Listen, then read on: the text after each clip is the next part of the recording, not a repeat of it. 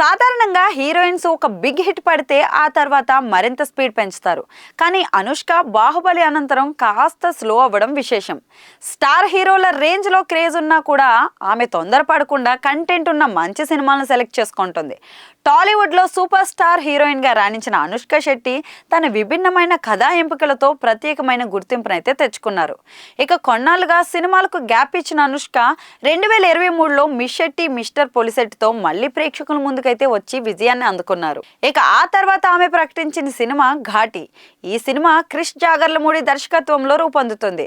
గతంలో వీరిద్దరి కలయికలో వచ్చిన వేదం టాలీవుడ్లో ఒక క్లాసిక్ మూవీగా నిలిచింది. 15 ఏళ్ల తర్వాత మళ్ళీ ఇదే కాంబినేషన్లో వస్తున్న ఈ సినిమాపై భారీ అంచనాలైతే నెలకొన్నాయి.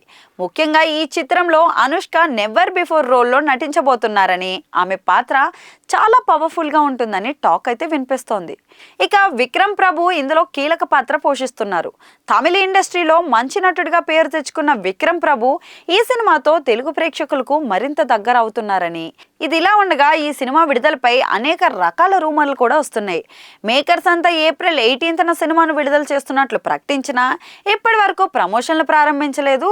దీంతో పాటు సినిమా వాయిదా పడే అవకాశం ఉంది అని టాలీవుడ్ వర్గాల్లో వార్తలు కూడా వస్తున్నాయి. ఇక సాధారణంగా అనుష్క సినిమాలకు ప్రీ రిలీజ్ హైప్ ఉండడం సహజం. కానీ ఘాటి విషయంలో ఇప్పటి వరకు టీజరు, 1-2 పోస్టర్లను మినహా ప్రమోషన్ల జాడ కనిపించకపోవడంతో ఈ సినిమాపై అనుమానాలు మరింత బలంగా మారాయి. భారీ అంచనాలున్న ఈ సినిమా విడుదల వాయిదా వేస్తారా, లేక మేకర్స్ ఒక్కసారిగా ప్రమోషన్లు స్టార్ట్ చేసి అనుకున్న తేదీకే రిలీజ్ చేస్తారా అన్నది ఆసక్తిగా మారింది. ఇక క్రిష్ సినిమాల సంగతి విజువల్గా రిచ్గా ఉంటాయి.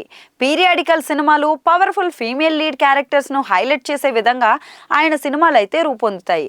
ఇదే ఫార్మేట్లో ఘాటి కూడా ఉంటుందని భావిస్తున్నారు. క్రిష్ కూడా ఈ సినిమాతో తప్పనిసరిగా స్ట్రాంగ్ హిట్ అందుకోవాల్సిన అవసరం అయితే ఉంది.